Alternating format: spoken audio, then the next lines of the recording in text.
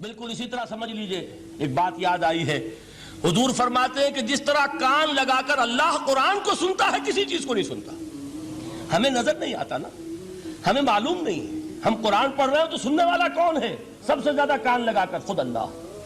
یہاں اس لیے مجھے یاد آیا کہ ابو موسیٰ اشعری کو کیا پتا تھا کہ کون سن رہا ہے؟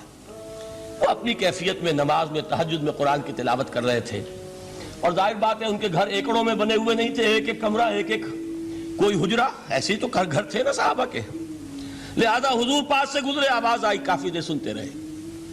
اس کے بعد آپ تشریف لے گئے، صبح فجر میں ملاقات ہوئی تو حضور نے تحسین کے انداز میں فرمایا، یا ابا موسیٰ انک قد اوتیت مزمارا من مزامیر آل داؤد، اے ابو موسیٰ تمہیں تو آل داؤد کے سازوں میں سے ایک ساز اللہ نے عطا فرما دیا ہے۔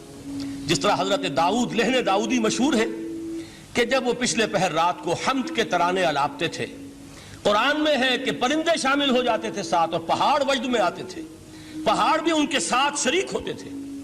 تو جس طرح کا اللہ نے ان کو لہن عطا فرمایا تھا، حضور نے تحسین کے انداز میں فرمایا ہے، ابو موسیٰ اشعری اللہ نے تمہیں بھی آل داؤد کے سازوں میں سے ایک ساز عطا فرمایا۔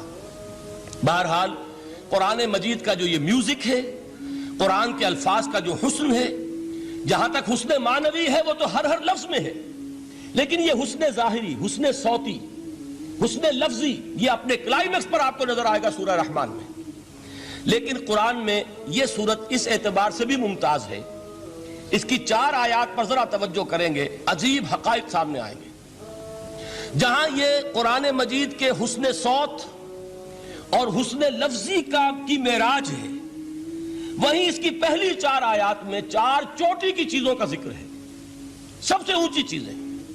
پہلی آیت کیا ہے؟ الرحمن، ایک آیت ہو گئی۔ رحمان کیا ہے؟ اللہ کا نام ہے۔ کبھی آپ نے غور کیا اللہ کے ناموں میں سب سے پیارا نام کون سا ہوگا؟ رحمان۔ کیوں؟ اس کا مادہ کیا ہے؟ رحمت۔ ہمیں سب سے بڑھ کر جس چیز کی ضرورت ہے وہ کیا ہے؟ رحمت خداوندی۔ نام اچھی طرح سن لیجئے اس حضور کی قول کو۔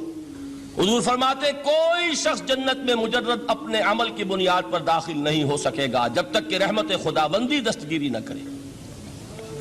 کسی صحابی نے بڑی ہمت اور جرأت کا ثبوت دیا کہ پوچھ لیا، کیا حضور آپ بھی؟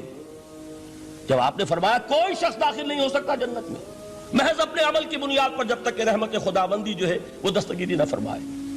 پوچھا گیا کیا آپ بھی؟ آپ نے فرمایا ہاں میں بھی۔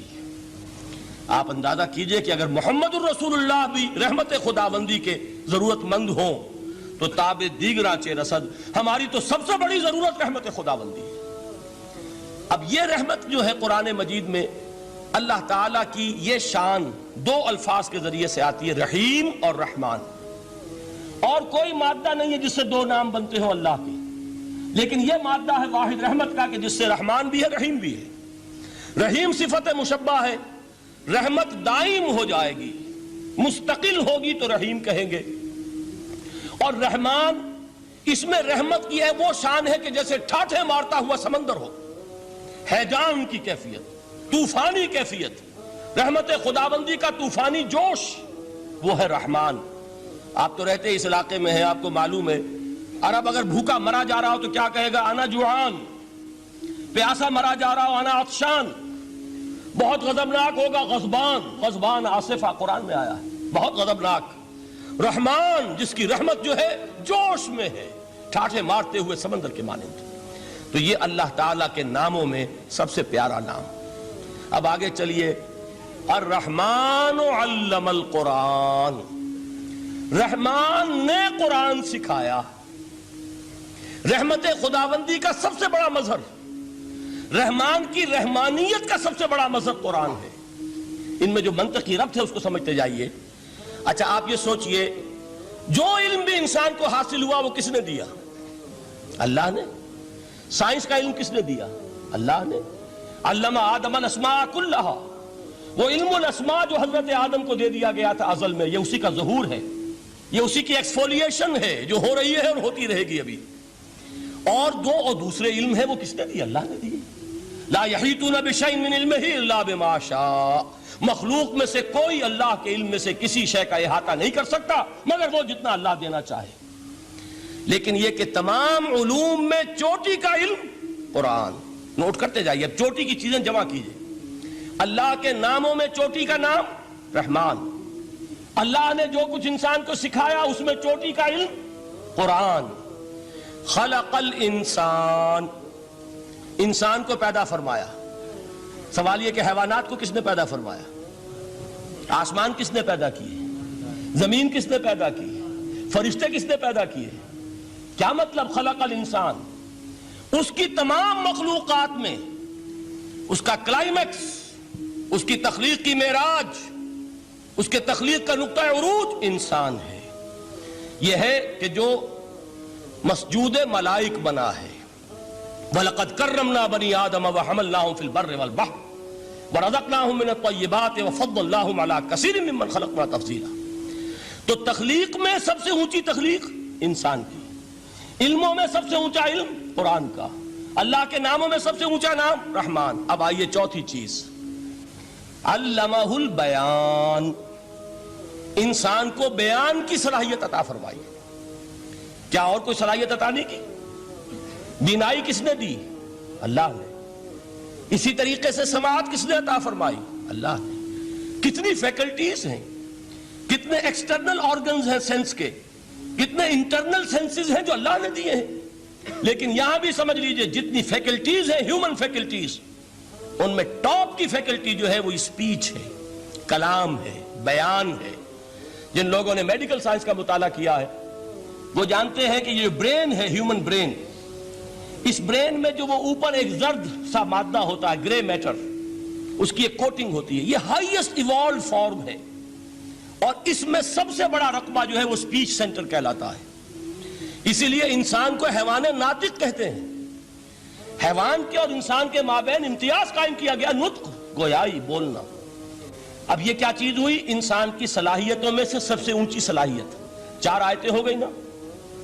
اللہ کے ناموں میں سب سے چوٹی کا نام رحمان.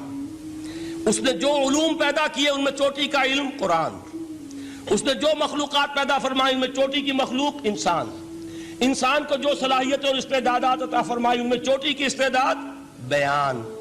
جمع کیجئے، نتیجہ کیا نکلے گا؟ وہ نتیجہ ایک حدیث نبوی کی شکل میں سامنے آتا ہے. پہلی حدیث میں نے یہی پڑھی تھی، اس کے راوی کون ہے؟ عثمان ابن عفان. میں حیران ہوتا ہوں وہ قافیہ یہاں بھی موجود ہے، رحمان، قرآن، بیان، انسان، عثمان، عفان. باپ کا نام بھی اسی وزن پر ہے، عثمان ابن عفان. عن عثمان ابن عفان رضی اللہ تعالی عنہ قال قال رسول اللہ صلی اللہ علیہ وسلم. حضرت عثمان شہید مظلوم ذو النورین رضی اللہ تعالی عنہ فرماتے ہیں کہ اللہ کے رسول صلی اللہ علیہ وسلم نے فرمایا، خیرکم من تعلم القرآن وعلمہ. تم میں سے بہترین لوگ وہ ہیں جو قرآن سیکھیں اور سکھائیں. قوت بیان جو تمہاری ٹاپ فیکلٹی ہے، اس کا استعمال کسی گھٹیا کام کے لیے نہیں ہونا چاہیے. دیکھیے اردو میں محاورہ ہے کہ توپ سے مکھی نہیں ماری جاتی. توپ بنائی گئی ہے کسی بڑی شے کے لیے، مکھی مارنے کے لیے توپ استعمال نہیں ہوتی. یہ قوت بیان جو ہے، جو ٹاپ موسٹ فیکلٹی ہے ہیومن، جو فیکلٹیز ہیں ان میں سے، اس کا استعمال بھی ٹاپ موسٹ ہونا چاہیے. قرآن کو بیان کرو. وہ جیسے کہ علامہ اقبال نے کہا ہے، بلکہ غالباً ان کے قبر پر آس پاس جو اشعار لکھے ہوئے ان میں سے ایک یہ بھی ہے، اگر یک قطرہ خونداری، اگر مشتے پرے داری، بیابامن تو آموزم طریق شاہ بازی را.